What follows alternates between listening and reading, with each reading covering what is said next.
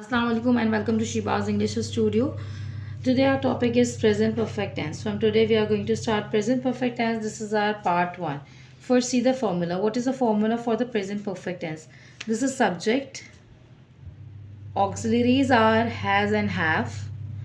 In present perfect tense we are using V3 plus object.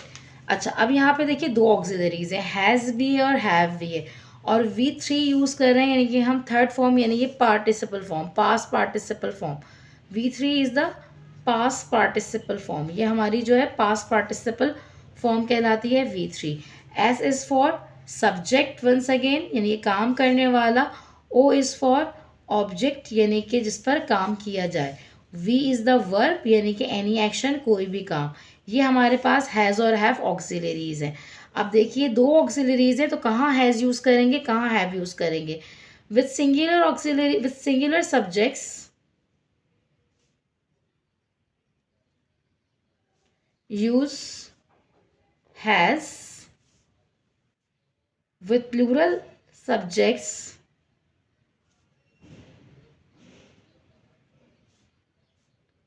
Use have. Singulars के साथ आप has लगाएंगे, singular subject के साथ he has, she has, it has, और जितने प्लूरल सब्जेक्ट्स हैं उनके साथ आप हैव लगाएंगे. Like we have, they have, तो बॉयज़ हैव, तो यहाँ प्लूरल हो जाएगा. Girl has, girls have.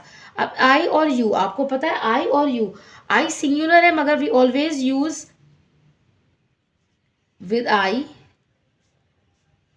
Use have. I के साथ हमेशा यूज़ करते हैं हम हैव, और आपको मैं पहले ही बता चुकी हूँ कि क्योंकि यू जो है वो सिंगुलर भी एक्ट करता है और प्लूरल भी होता है. दोनों तरीके से होता है कि सिंगुलर प्रोनाउन भी है और प्लूरल भी है. तो सिंगुलर सब्जेक्ट भी है, प्लूरल सब्जेक्ट भी है. तो आपने उसके साथ हमेशा कैसे ट्रीट करना है, उसको आप हमेशा प्लूरल वाली जो आपके पास ऑक्सिलरी है उसके साथ आप यूज़ करेंगे.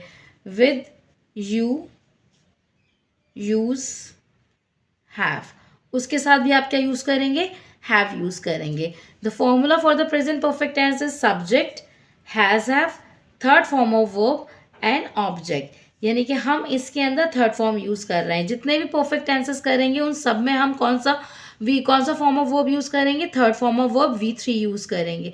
बस सबकी ऑक्सिलरीज जो हैं वो चेंज होती रहेंगी. प्रेजेंट परफेक्ट में हम कौन सी ऑक्सिलरीज कर रहे हैं, has and have. Has use करेंगे हम तमाम सिंगुलर्स के साथ, हैव यूज़ करेंगे हम तमाम प्लूरल्स के साथ. आई के साथ भी हैव यूज़ करेंगे और यू के साथ भी आप हैव यूज़ करेंगे. इस बात को हम यहाँ तक दिमाग में रखेंगे. Contractions for has not is hasn't, and for have not is haven't. ये इसकी कॉन्ट्रैक्शंस हो जाएंगी.